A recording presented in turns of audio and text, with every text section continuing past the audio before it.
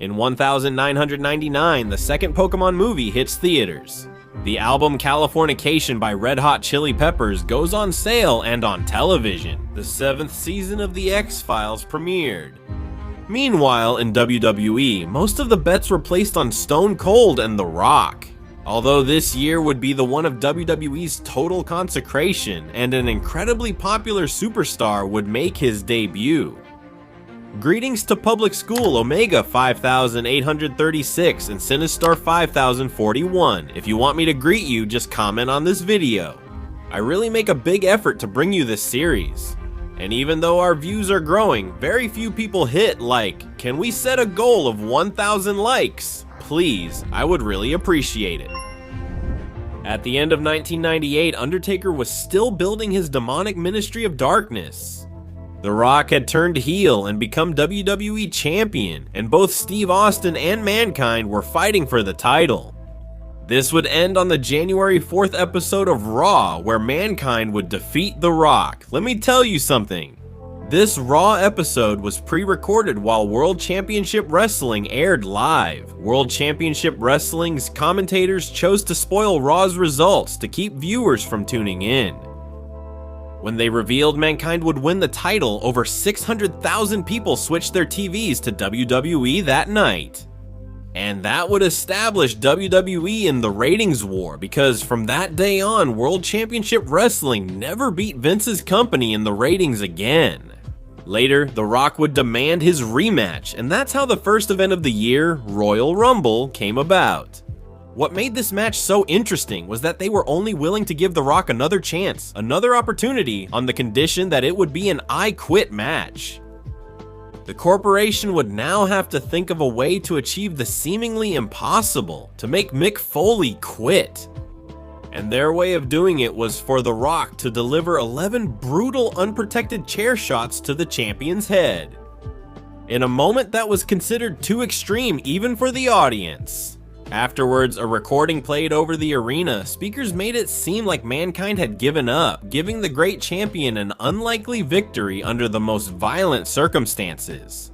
But while this apparently secured him a spot in the main event of Wrestlemania, his challenger was yet to be decided, because in the Royal Rumble match itself, 30 men would fight for that honor. Stone Cold Steve Austin and Vince McMahon were the first two entrants.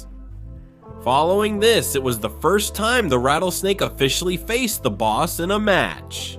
In the end, after some strange maneuvers that led to Austin being temporarily taken out of the arena in a wheelchair and then returning, near the end of the Royal Rumble, Vince McMahon claimed victory by tossing his fierce rival over the top rope. However, to avoid facing The Rock at WrestleMania, Vince gave up his title opportunity the following night on Raw, only for the on-screen commissioner, Shawn Michaels, to announce that since Austin was the runner-up in the Royal Rumble, this meant he was now the #1 contender. Due to the controversy in the WWE title match, it was announced the night before that on January 26, Mankind would get another chance to win the belt, this time in a closed-door match. In this match, Foley came out victorious, thus beginning his second reign. At the St. Valentine's Day Massacre event, everything was at stake. The Rock and Mankind faced each other once again for the title in a last man standing match. Austin and McMahon would face off again for the #1 contender spot. Meanwhile, elsewhere on the card, Bob Foley defeated Al Snow to win the Hardcore title. Jeff Jarrett and Owen Hart defended their newly won tag team titles. Vines defeated Ken Shamrock for the Intercontinental title. And Chyna, who had just turned villain and joined the corporation, teamed up with Kane to face her former D-Generation X teammates, Triple H and X-Pac. Then, in the two main events, controversy erupted again when during the WWE title match, both wrestlers knocked each other out simultaneously, preventing either of them from getting up before the count of 10. Later, in the steel cage match, a debuting Big Show appeared from under the ring to attack Steve Austin, only to then throw him so hard against the cage that he accidentally broke it, allowing the crowd favorite to fall to the floor and claim victory, thus qualifying for the main event at WrestleMania. However, before reaching WrestleMania, Undertaker and his ministry planned a hostile takeover of the company, attacking the boss and his family. Then, Shane McMahon would win the European title, Rock Dogg the Intercontinental, and Billy Gunn the Hardcore title. The Rock ended his rivalry with Mankind on February 15 by defeating him in a ladder match. To win back the WWE title once and for all, this year would WWE adapt Vince Russo's style with the title changes. So from now on, they would change hands at a dizzying pace. Too fast, I'd say, so we'll only be mentioning the most important ones. WrestleMania 15 would arrive on March 28, where after a preliminary card in which Butterbean destroyed Bart Gunn in a boxing match, Triple H betrayed the X. After helping Shane McMahon defeat S-Pac and Undertaker, he continued his war against the McMahons, quickly taking down the boss. Inside the Hell in a Cell, the main event would be Austin versus The Rock. That's right, it was the match everyone had been waiting for, and when the bell rang, it did not disappoint. However, in the end, despite the corporation's best efforts, it was the Rattlesnake who came out victorious, after the special guest referee, Mick Foley, helped even the odds. The next day, The Rock would steal the Smoking Skull title, a symbol of Stone Cold, and throw it into the river, imitating what Austin had done to him 2 years earlier, and that's how we would get to Backlash. But that wouldn't be the only big match of the event, as Mankind would defeat Victor. The last one, Vince McMahon's victory, who would come out on top against Kim Chan Rock, a member of the corporation.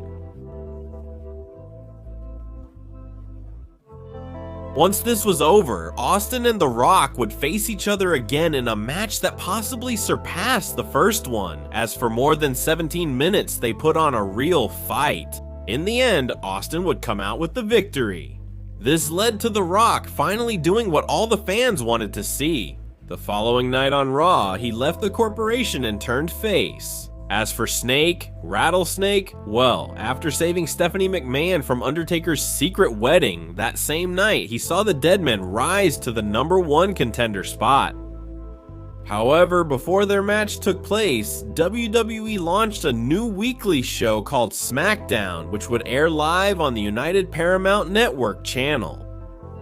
While this would give fans 2 extra hours per week, it would mark the beginning of the end for the show's head writer, Vince Russo. But that wasn't the most important news in the wrestling world. At the end of the month, after traveling to the United Kingdom to present the exclusive No Mercy event, the WWE roster would return just in time for the Over the Edge event on May 23rd.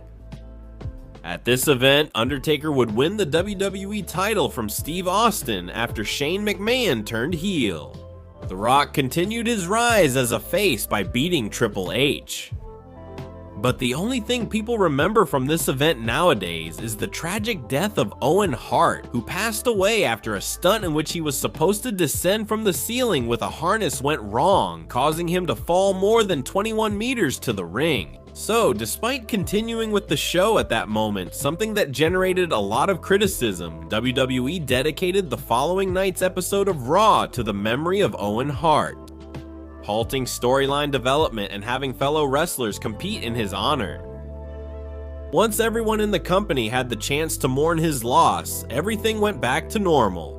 The following week, after months of hints, it was revealed that the higher power, the secret person behind The Undertaker's Ministry of Darkness, was Vince McMahon. Something that never made sense.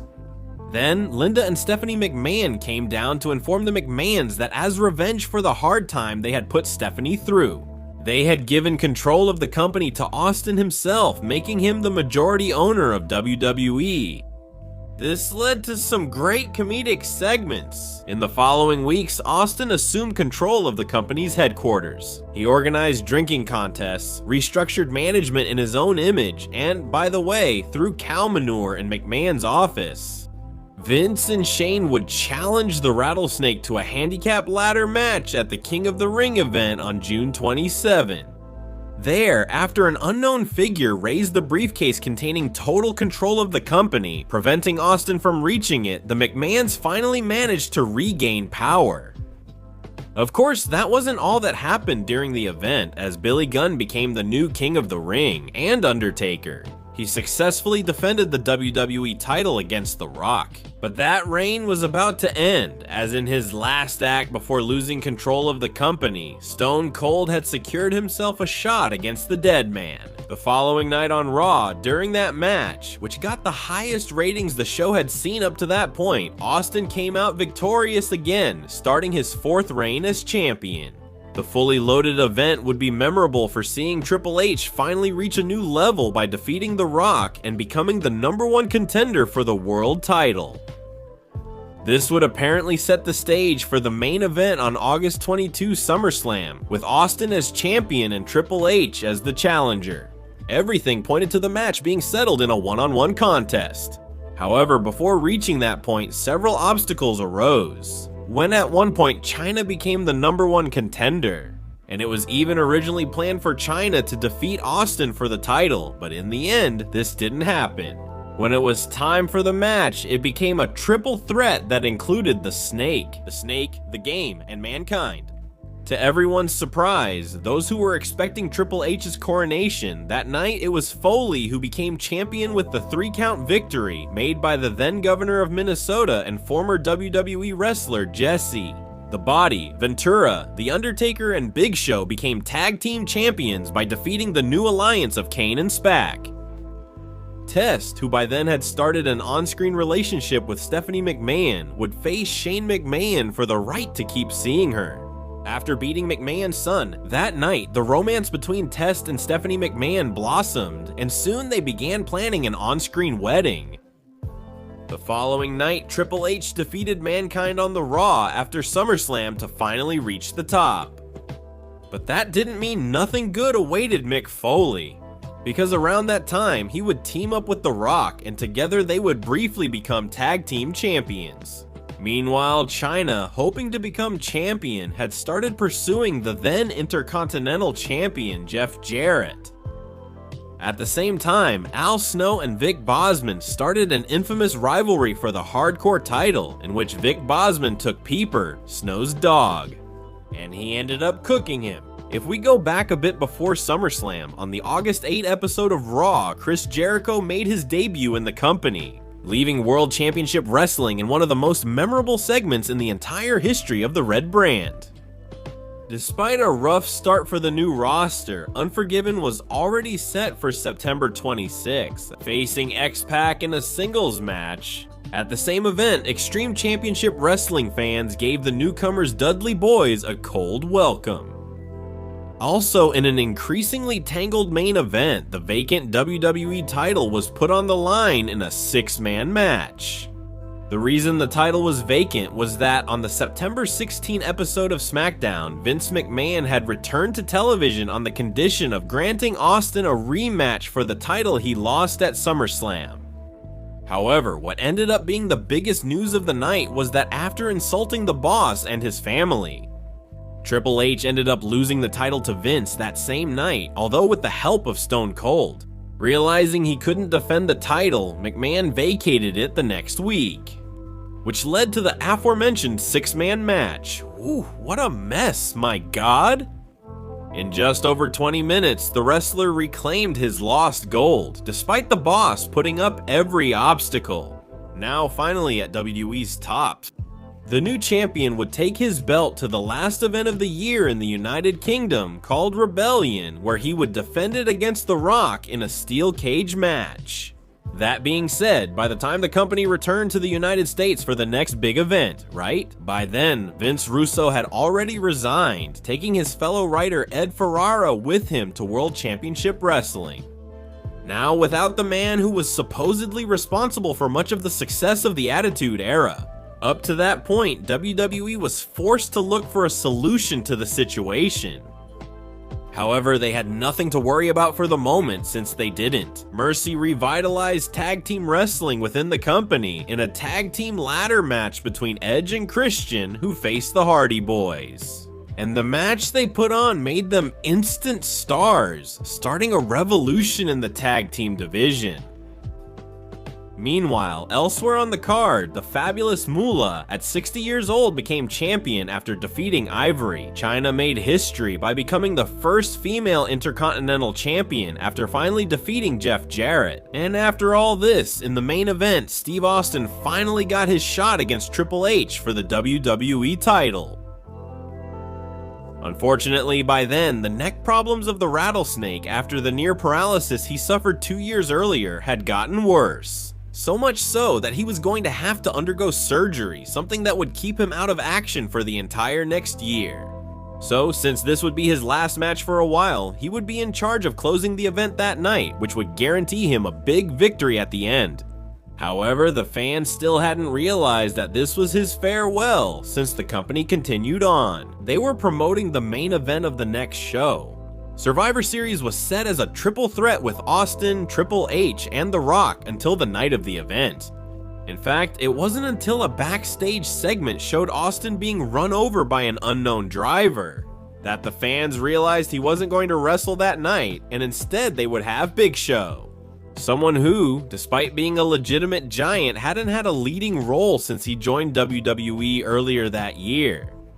And that's why it was so surprising that at the end of the match, he defeated his two opponents to begin his first reign as world champion. But that wasn't the only important moment of the show, since just before that, Olympic gold medalist Kurt Angle made his debut with a victory over Sean Stassett. Kane got his revenge on SPAC after their friendship deteriorated when the former member of the X betrayed the Big Red Machine and stole his girlfriend. And Chyna retained her Intercontinental title against Chris Jericho. You'd think things couldn't get crazier, but just 2 weeks later at Stephanie McMahon and Tessa's much anticipated wedding on the November 29 Raw, Triple H escalated his grudge against Vince McMahon by interrupting the ceremony to announce that before that week's show, he had gotten the billionaire princess drunk in Las Vegas and married her. And obviously furious about this, Vince challenged Triple H to a no-holds-barred match at the last event of the year, Armageddon. The condition was that if Vince beat Triple H, he would have to divorce her. However, before getting to that point, in the rest of the card, Chris Jericho defeated Chyna to become Intercontinental Champion. The Rock, along with Sock Connection, would continue their winning streaks by regaining their tag team titles that were held by the New Age Outlaws. In the main event, Triple H and Vince McMahon engaged in a nearly half-hour brawl, which ended with a surprising outcome. Stephanie betrayed her father by confessing that she had always been allied with Triple H, and that it was revenge for Vince's attempt to sacrifice her to The Undertaker. At the beginning of that year, from that very moment, would she take control of the show? Yes, at least for the next few months. The newly formed McMahon-Helmsley regime would be in charge, something that greatly displeased the crowd's favorite wrestlers. But that's another story, because this would mark the end of 1999, a year with so many events that it was hard to mention them all. We'll all see each other next year.